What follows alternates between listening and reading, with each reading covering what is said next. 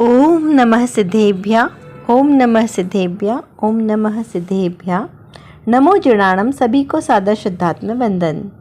आज ज्येष्ठ कृष्ण चतुर्थी का यह शुभ मंगल पावन दिवस है और प्रतिदिन प्रसारित होने वाले सुनकर संदेश में से आज जो संदेश प्राप्त हुआ है वो बहुत ही अद्भुत संदेश हमें प्राप्त हुआ है। आनंद क्या वस्तु है उसे बताता हुआ यह सुंदर संदेश। तो चलिए पढ़ते हैं आज का संदेश। जिस ज्ञान के साथ आनंद न आए वह ज्ञान ही नहीं किंतु अज्ञान है। इस प्रकार से पूज्य गुरुदेव श्री के वचनामृत में यह बोल आता है। तो देखिए इस कितना छोटा सा संदेश लेकिन उसमें ही कितना आनंद भरा है। संसार के समस्त प्राणी आनंद में ही जीना चाहते हैं। कोई भी दुख में जीना नहीं चाहता, कोई भी दुखी नहीं रहना चाहता। चारों गति के जीव ही सुख चाहते हैं, चाहे वो नरक गति के जीव हों, तिर्यंच गति के हों, मनुष्य गति के, चाहे देव गति के जीव हों।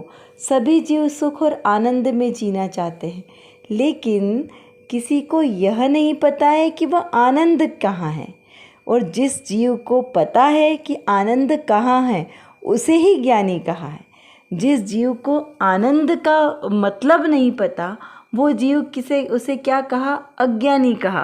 क्योंकि जो वस्तु हमारे लिए सुख की अनुभूति देने वाली है, यदि उस वस्तु का ही हमें ख्याल नहीं है तो वही तो अज्ञानता है। कि जो चीज़ हमारे लिए प्राण, जैसे मनुष्य के लिए सबसे ज़्यादा आवश्यक क्या है? सांस लेना। यदि वो सांस नहीं लेगा तो वो जीव क्या करेगा? उसके पास समस्त भोग सामग्री है, सब कुछ है उसके पास, अथाह पैसा है, चक्रवर्ती जैसी संपदा है, लेकिन उन्हें सांस लेने में प्रॉब्लम आ रही है तो क्या वो जीव सुखी होगा? कि नहीं? आप देखो आपका घर कितना सुंदर है, महल आपका इतना सुंदर है, सांस नहीं लेते बन रही है तो क्या हुआ? ऐसा हो सकता है क्या? नहीं हो सकता, क्योंकि उसको सांस नहीं लेते बनेगी ये सबसे बड़ा उसके लिए दुख है। वो बाहर की वस्तुएं उसे सुख की अनुभूति नहीं करा रही है, जो स्वयं की तकलीफ है उससे उसको सुख होना चाहिए। तो वैसे ही जब आपको ज्ञान ही नहीं है तो आपको क्या बाकी किसी वस्तु का क्या मोल? तो यहाँ पर कहा कि वो जो आनंद नाम की वस्तु है, जिसने उस वस्तु को जान लिया वो सबसे सुखी, वो सबसे बड़ा धनवान कहलाएगा, जिसने अपने अंतर का आनंद जान लिया। चाहे वो व्यक्ति फुटपाथ पर बैठा हो। क्या कहा? एक व्यक्ति फुटपाथ पर बैठा है तो भी वो आनंद की मस्ती में मस्त है। उसे कोई तकलीफ़ नहीं है कि वो कहाँ बैठ रहा है, क्या सो रहा है, क्या खा रहा है, वो अपनी दुनिया में मस्त है। तो वो जीव कैसा है? ज़्यादा सुखी है। और दूसरा महलों में बैठा है, उसके आसपास नौकर चाकर, गाड़ी बंगला सब कुछ है, लेकिन फिर भी वो दुखी है। तो वो व्यक्ति आनंद में है क्या? नहीं है। क्योंकि आनंद का मतलब है कि जो अपनी मस्ती में खुश हो, जिसे किसी चीज़ की इच्छा शेष नहीं बचो। जब इच्छा शेष है तो वहीं पर दुख है। जहाँ इच्छा वहाँ दुख, जहाँ इच्छा नहीं वहाँ सुख। तो जब इच्छाएं ना हो, इच्छाएं नहीं बचे तो वहाँ सुख की अनुभूति है और वहाँ आनंद। देखिए मुझे छाबड़ा विकास जी भैया जी है, उनकी बहुत अच्छे से वो पंक्ति याद आ रही है कि आपको कुछ समझ में आ रहा है चाहे नहीं आ रहा है, बस आनंद करो, आनंद आना चाहिए, बाकी सब अपने आप आ जाएगा। क्योंकि करणान योग का विषय बहुत टफ होता है, तो उसमें बस आनंद आना चाहिए कि जो बात आचार्यों ने कही, आचार्यों ने लिखी, वो बस आनंद के लिए है। तो उस मस्ती में मस्त रहोगे तो आनंद अवश्य आएगा, आएगा आएगा और आएगा, आए बिना नहीं रहेगा। क्योंकि ये जिनवाणी जिन वचन ये आनंद से भरपूर है। बोलते ना कि पाक है, आनंद से पाक है, पके हुए। जैसे जलेबी, जलेबी के किस भाग में चाशनी है और किस भाग में नहीं है? तो भाई ऐसा नहीं वो पूरी पाक है, पगी हुई है। वो किससे? चाशनी से। उसके सर्वांग में रस लबालब भरा हुआ है। ऐसे ही ये जिनवाणी जिन वचन और मेरा ये निशुद्धात्मा ये आनंद से भरपूर है। आनंद का रस कंद है, रस कंद। इसके प्रदेश प्रदेश में आनंद ही आनंद भरा है। तो यहाँ पर तो उसका बस अनुभव होना चाहिए। तो अनुभव कैसे आएगा? अनुभव क्या शास्त्रों के माध्यम से आएगा कि शास्त्र में लिखा है कि आत्मा में आनंद भरा है तो वहाँ पर आनंद है? तो नहीं, यहाँ पर आनंद स्वयं के अनुभव से होगा। मात्र शास्त्र के ज्ञान से तो जानने में आता है कि हाँ मेरे आत्मा में आनंद भरा है, लेकिन आनंद का वो स्वाद कब आएगा? जब हम उसका अनुभव करेंगे। हमने भोज्य पदार्थ बनाने की विधि तो सीख ली कि कैसे हमें भोजन बनाना है, कैसे हमने हलवा बनाना है, ये तो सीख लिया, लेकिन उस हलवे का स्वाद कब आएगा? जब हम उसको ग्रहण करेंगे, तब उसका अनुभव आएगा, तब उसकी ओरिजिनल जो आनंद है उसकी प्राप्ति तब होगी। विधि जानने से उसकी प्राप्ति नहीं होगी। सम्यक दर्शन की विधि जानने से सम्यक दर्शन की प्राप्ति नहीं होगी। उस आत्मा के अनुभव करने से प्राप्ति होगी। तो यहाँ पर वो कहते हैं ना, आनंद के झरने झरते प्रदेशों से ध्यान जब धरते हैं। तो वो आनंद के झरने कब झरते हैं? प्रदेश प्रदेश में से। जब हम अपने निज शुद्धात्मा का ध्यान करते हैं, इन पर द्रव्यों से विरक्त होकर एकमात्र अपने निज शुद्धात्मा का ध्यान करते हैं, तब आत्मा के प्रदेश प्रदेश में से आनंद के झरने झरते हैं। और आनंद के झरने कब झरेंगे? क्योंकि उसमें आनंद है। मेरे आत्मा में आनंद भरा है, तभी तो उसमें से आनंद के झरने झरेंगे। और यदि आनंद नहीं होता तो वहाँ पे झरने झरेंगे क्या? नहीं। ये शरीर में आनंद नाम का गुण है? नहीं है।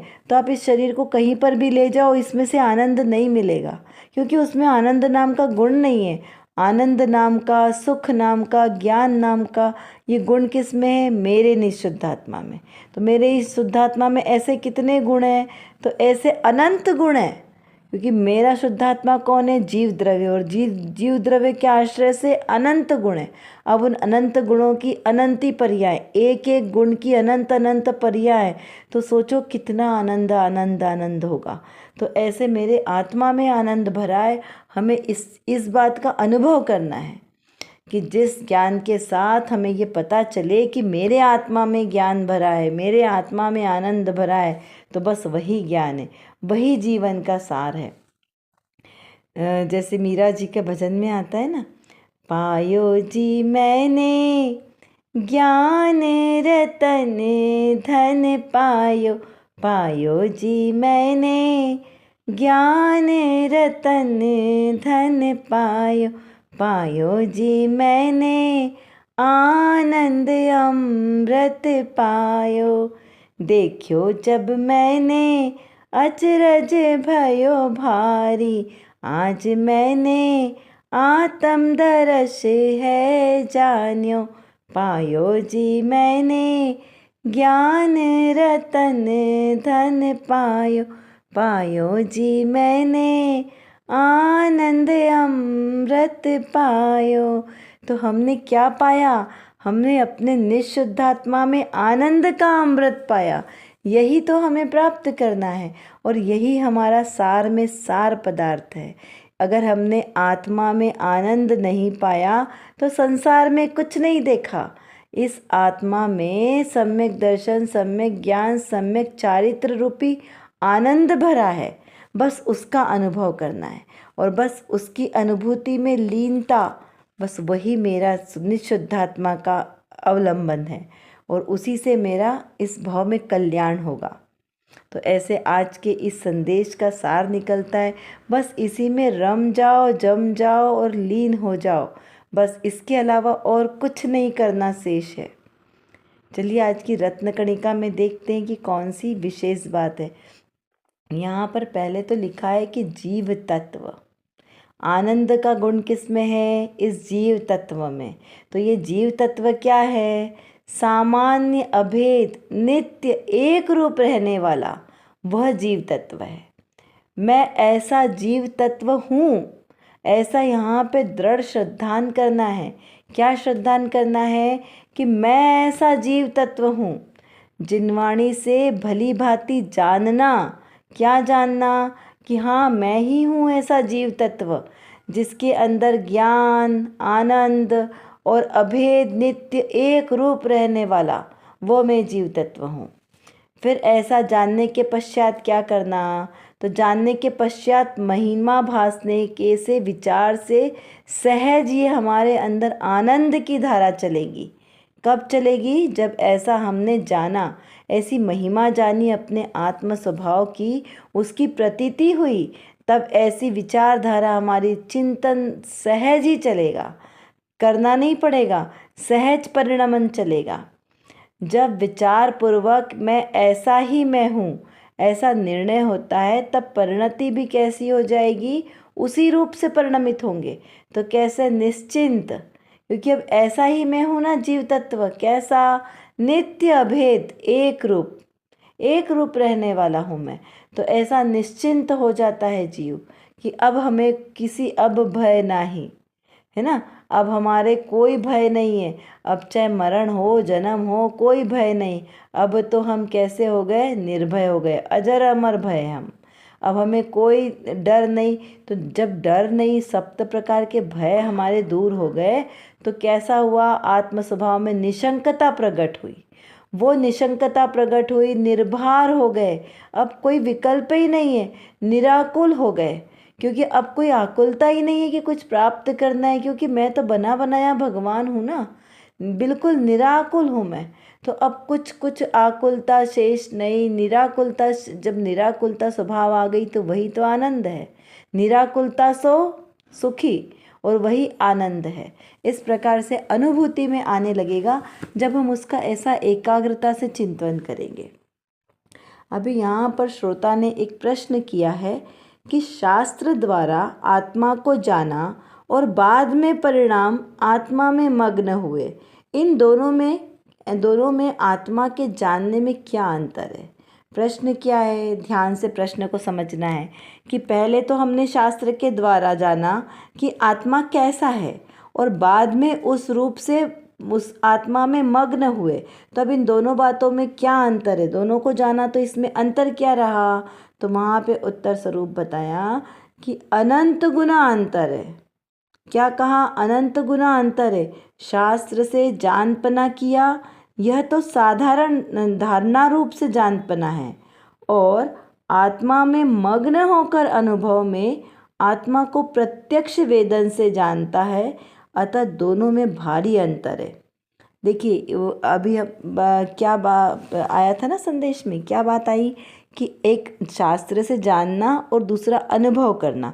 तो दोनों में क्या है? एक तो हमने विधि जानी, सम्यक दर्शन प्राप्त करने की विधि जानी, और उस विधि रूप हमने अनुसरण किया, यानी आत्मा को जाना, पहचाना, उसके आनंद में सराबोर हो गए। तो वो केवल आत्मा का आनंद हुआ। तो एक विधि जानना और एक उस आनंद में निमग्न हो जाना, दोनों में कितना अंतर है?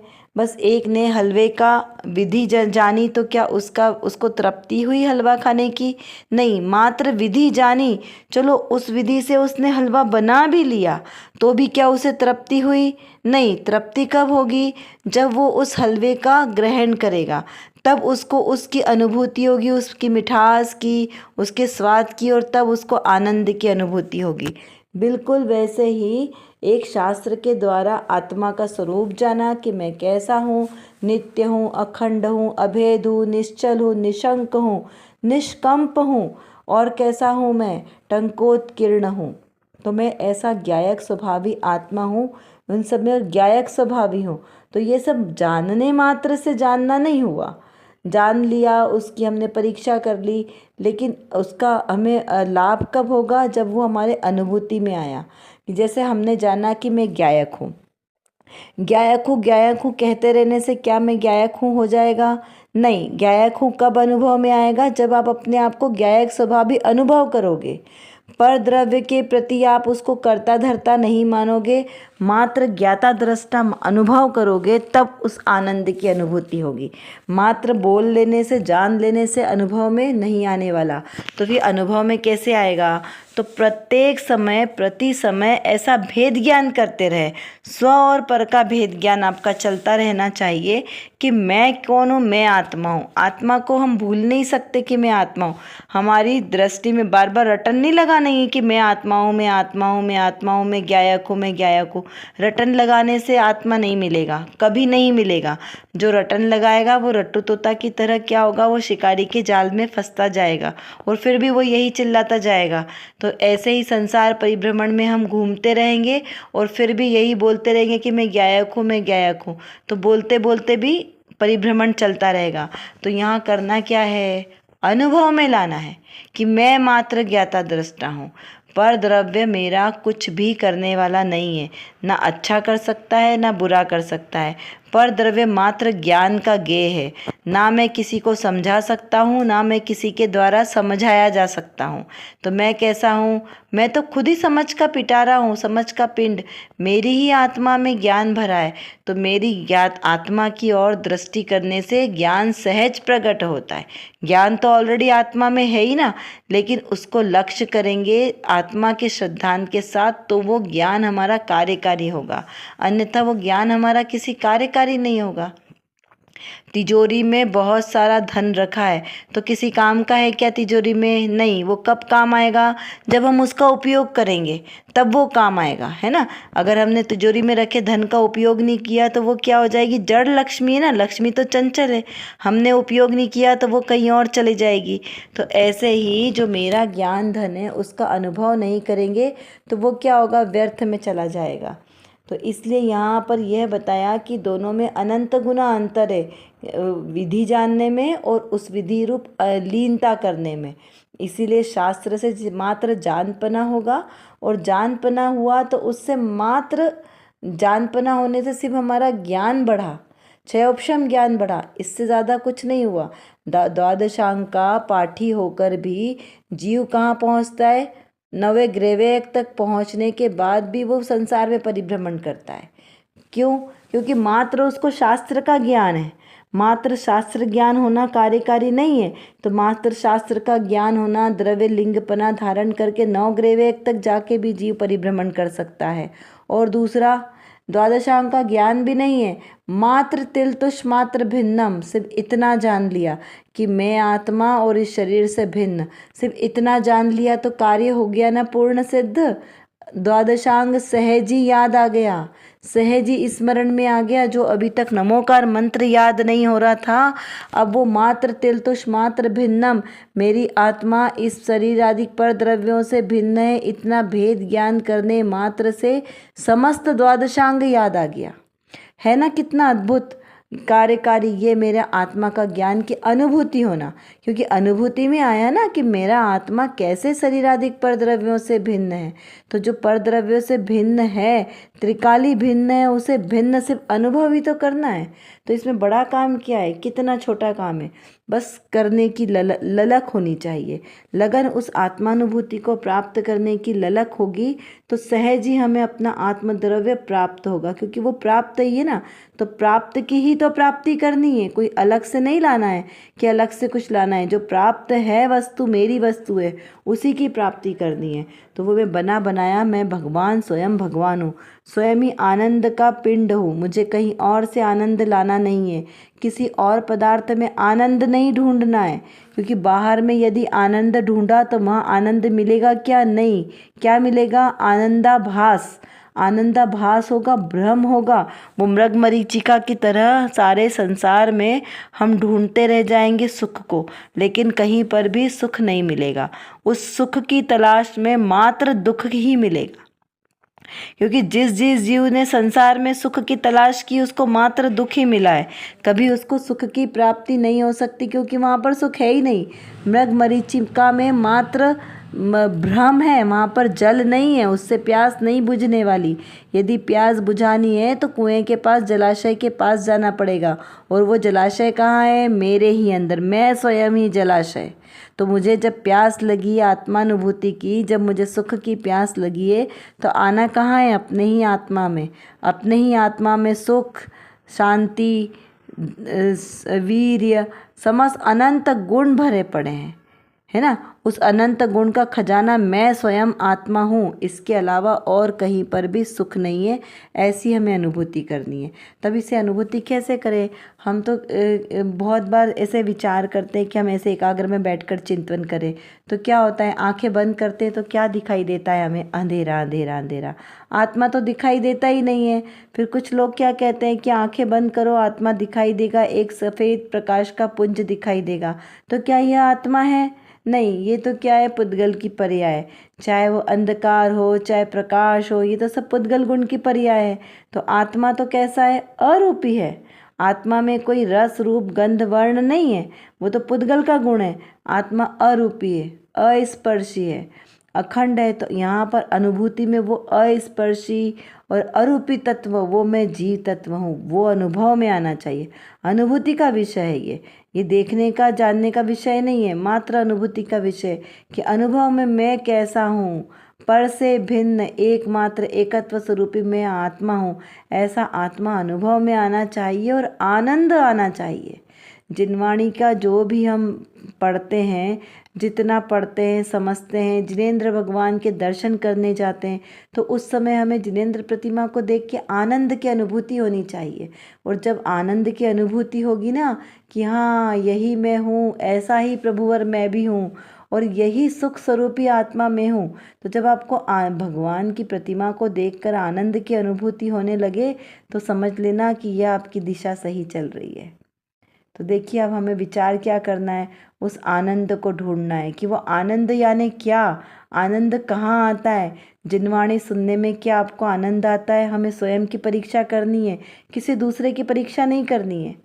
जब जब आप मंदिर में जिनेंद्र भगवान के सामने खड़ो तो ये विचार करना कि आपको आनंद की अनुभूति हो रही है। मंदिर आने के भाव मात्र से आपको आनंद की अनुभूति हो रही है कि हाँ मैं कुछ बहुत अद्भुत कार्य करने जा रहे हैं हम। तो अगर आनंद की अनुभूति हो रही है तो वो सही मार्ग है, क्योंकि जिनेंद्र भगवान के पंच परमेष्ठी के दर्शन पूजन करने से, भक्ति आदि करने में आनंद की अनुभूति होनी चाहिए। भले ही वो व्यवहार है लेकिन उसमें आनंद तो आना चाहिए ना। जिनवाणी सुनने से, जिनवाणी की बातें करने से आनंद की अनुभूति होती, यही तो भव्य जीव की निशानी है। जो भव्य उसको आनंद आएगा ही आएगा। तो ऐसे ही जीव द्रव्य और जीव तत्व में अंतर जाने, पहचाने और मैं आनंद स्वरूप हूँ, ऐसी अनुभूति करें। कर विचार तो पाम, हम जितना विचार करेंगे उतना ही हमारा विषय क्लियर होगा, क्योंकि हमारे पास समय की कमी है और जानना बहुत ज़्यादा है। और किसको जानना है? अपने ही ज्ञायक स्वभाव को जानना है। तो जब तक हम अपने इस ज्ञायक स्वभाव को नहीं जानेंगे तब तक हमारा कोई भी कार्य सिद्ध नहीं हो सकता। तो एकमात्र जो मेरे अंदर, मतलब मेरे आत्म स्वभाव में जो ज्ञान नाम का विशेष गुण है, इस गुण को एकमात्र अपने ज्ञायक स्वभाव को जानने में लगाएं तो निर्विकल्प दशा की प्राप्ति होगी। और इस निर्विकल्प दशा के ही आश्रय से हमें शाश्वत सुख की प्राप्ति होगी। तो वो शाश्वत सुख हमें प्राप्त हो, इसीलिए पुरुषार्थ करना आवश्यक है। उसके लिए व्यवहार से तो सच्चे वीतरागी देवशास्त्र गुरु का आश्रय लेना योग्य है, और निश्चय नय से मेरी निज शुद्धात्मा का आश्रय लेना ही सर्वश्रेष्ठ उपाय है। अभी के लिए बस इतना ही। विशेष चर्चा हम आगे की कक्षाओं में करेंगे। तब तक हम अपने आत्मस्वरूप को जाने, पहचाने और उसी में लीन रहें। इसी विशेष मंगल भावना के साथ आप सभी को सादर जय जिनेंद्र।